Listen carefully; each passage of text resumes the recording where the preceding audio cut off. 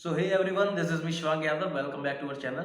सो आज की वीडियो में हम लोग बात करने वाले हैं वर्कआउट स्प्लिट के बारे में, क्योंकि जो बिगिनर्स हैं, बहुत सारे जो इंटरमीडिएट लोग होते हैं, उन्हें 90% लोगों को ये नहीं पता होता भाई कि वर्कआउट स्प्लिट कौन सा फॉलो करें। बहुत ही कंफ्यूज रहते हैं कि भाई इसे देखेंगे, किसी को देखेंगे वो डबल बॉडी पार्ट कर रहा है, किसी को देखेंगे वो सिंगल बॉडी पार्ट कर रहा है, या फिर किसी से पूछने चले जाएंगे, वो अपने हिसाब से बता देता है जो कि उसे सूट कर रहा होता है कि भाई ये डबल बॉडी पार्ट कर ले या फिर ट्रिपल बॉडी पार्ट कर ले।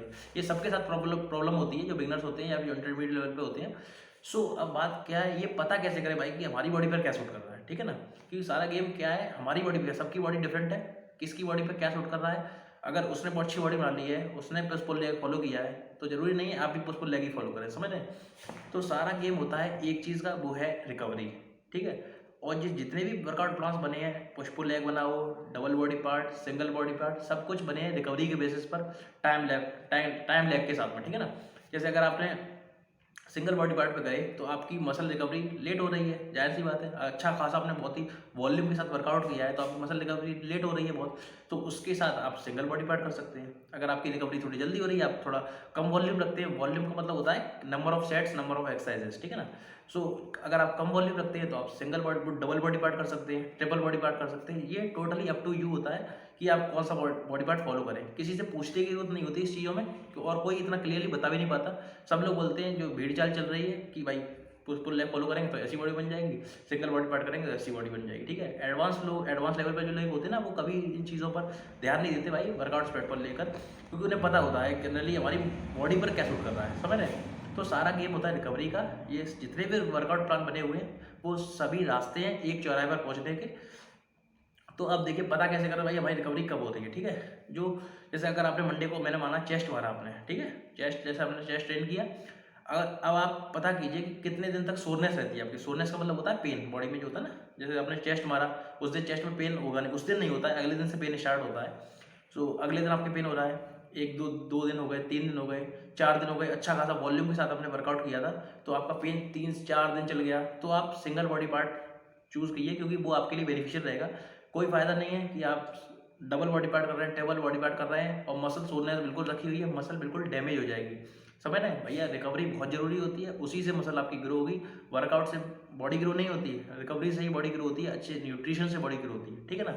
सो अब आपने मंडे से चेस्ट मारा, अब आप पता कीजिए सोरनेस कितने दिन तक रहती है। अगर आपकी सोरनेस 2 दिन तक रहती है या 1 दिन तक रहती है, अगले दिन ही सही हो जा रहे हैं, तो आपका पहली बार तो आपका वर्कआउट इतना अच्छा नहीं है, इफेक्टिव नहीं है। वर्कआउट इतना इफेक्टिव नहीं, कम से कम 2 दिन तो आपका सोरनेस बॉडी में रहे। सोरनेस बहुत जरूरी है, उसी के बेस पे जब रिकवरी होगी तब मसल और डेवलप होगा, समझ रहे। सो 2 दिन अगर आपका सोरनेस रह रहा है और चौथे दिन आपकी मसल बिल्कुल रेडी होती है वर्कआउट करने के लिए, तो आप भाई सिंगल डबल बॉडी पार्ट कर सकते हो, पुश पुल लेग फॉलो कर सकते हो। ऐसा होता है पुश पुल लेग जब हम करते हैं तो बहुत ही कम एक्सरसाइज हो जाती है ना, कि 3 बॉडी पार्ट करने होते हैं तो 3 एक्सरसाइज चेस्ट की होगी, तो इतना ज़्यादा वॉल्यूम नहीं होता, तो आप ट्रेन कर सकते हो, अगले 2 दिन में ट्रेन कर सकते हो, ठीक है ना। तो उसके बेस पे होता है। अगर आप चाहते हो कि मुझे वॉल्यूम बहुत अच्छा रखना है, एकदम हैवी वेट मारकर 6 एक्सरसाइज 7 एक्सरसाइज अगर करनी है, तो भाई रिकवरी में टाइम लगेगा, सोरनेस काफ़ी दिन तक रहेगी, तो आप सिंगल बॉडी पार्ट पे स्विच कर सकते हो। सो सारा गेम इस रिकवरी का होता है। जो भी लोग बताते हैं, बहुत सारे बताते हैं भाई ये डायरेक्ट फॉलो कर ले, भैया उनसे पूछना क्यों बता रहे हो, किस बेसिस पे बता रहे हो, उन्हें जवाब नहीं होगा इस चीज़ का। भाई सारा खेल है रिकवरी का, समझ रहे हैं ना। कोई भी अगर फॉलो कर रहा है उसे, अगर आप नॉलेज रखते हैं तो आप उसे बताओ भाई गेम रिकवरी का होता है।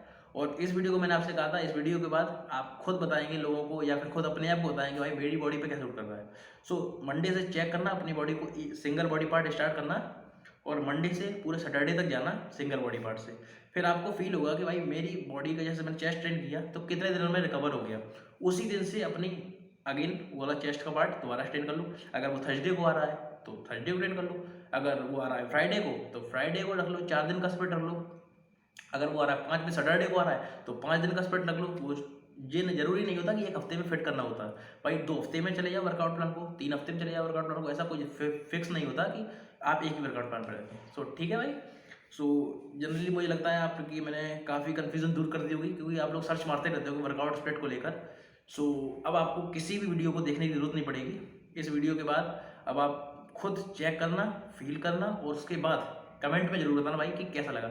So make sure subscribe the channel, और थैंक यू। फिर मिलते हैं बाद में। Damn.